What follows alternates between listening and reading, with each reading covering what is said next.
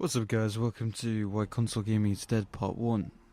In this video I'm going to be focusing on Destiny, picking apart some of the points that made this game good, what made it bad, and why it represents console gaming today, and why it's a really good scapegoat, if you like. Okay, first off, let's go across some of the points that Destiny made as it was coming out, some of the promises it gave us people who pre-ordered the game. There was a lot of talk of immersive traveling and space features, and now a lot of people were hoping for space features in Destiny, and all those people were vastly disappointed when all it came down to was a loading screen. I'm sure anyone who plays Destiny will be familiar with the loading screen. Hovering above each planet as you start the mission is not excusable for space travel, in anyone's opinion. Vast open worlds in Destiny are another thing that we are left asking for. All the games are path driven, and you just feel like you're being floated to each objective with no real sense of free movement. Even in Patrol, where it's supposed to be free movement, you still feel very confined and nothing on the horizon is reachable, like in other games. Coming across players in this game leaves a lot to be asked for, and the only bit of co-op you're really going to get from other players is to tackle incoming events. Randomly generated events, nothing more. There's no real interaction, voice communication, it's terrible. I guess that's more of a problem of community, people really not really using it.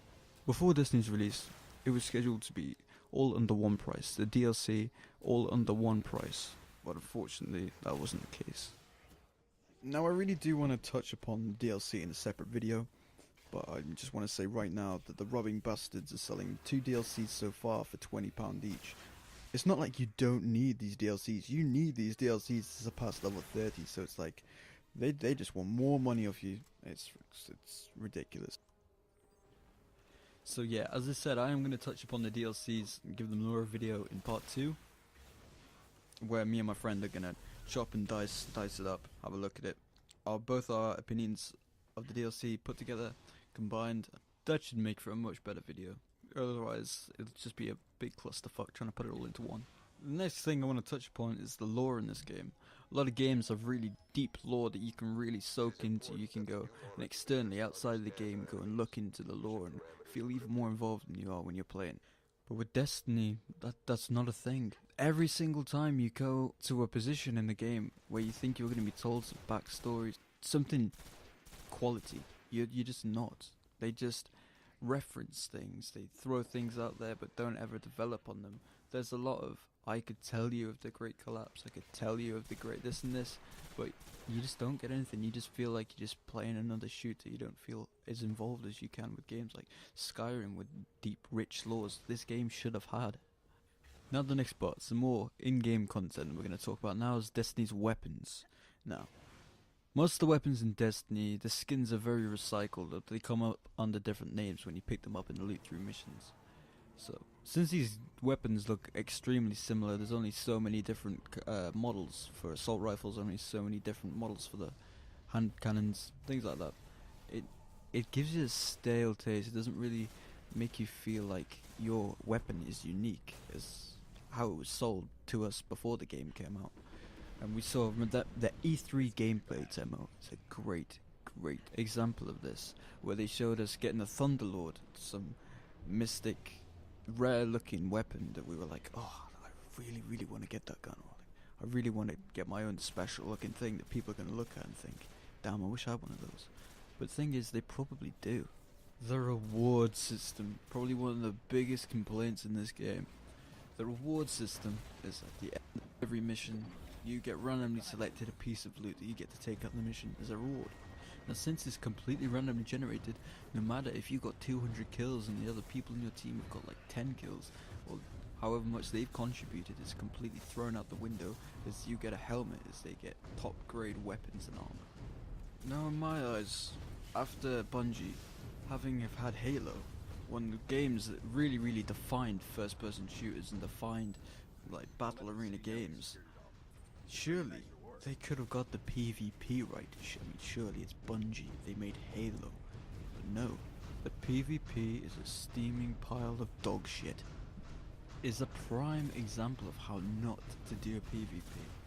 Say you're level 12 and you want to start, go into the Crucible. Let's play some PvP, see what it's actually like. I mean, I've got to do it to get most weapons and armor.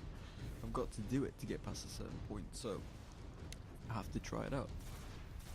There is no balancing whatsoever. Think of balancing. Think of the sweaty fat hand that is this developer picking it up and throwing it out the window because it is not there. You will get 2-shotted, 3-shotted, or even 1-shotted by most players if you are under a certain rank. There is no sense of balancing. You don't go into the game equals.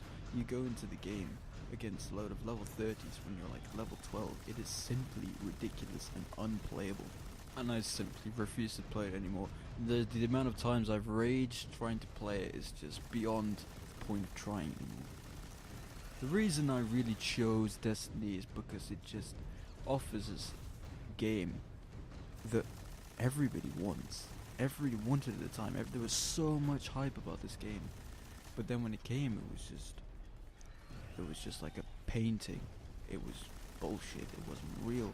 It was just put up there for us to look at and admire, but when we actually got our hands on it, it was nothing of what we thought it would be. And it's disgusting. But so many games are doing this nowadays. So many games are under par, rushed out, underdeveloped. Nothing as what they showed us when they were coming out, when they're in development, how they should have been. I mean, the main culprits for this are AAA titles, big developers, EA, Activision. Jesus, Activision. And almost all of these developers are mainly console. They are mainly bringing out games on the console, or focusing on console, which is why console gaming is dying. It's dying because the greedy fucking corporations that bring out their shit games and force them down our throats. See you in part 2.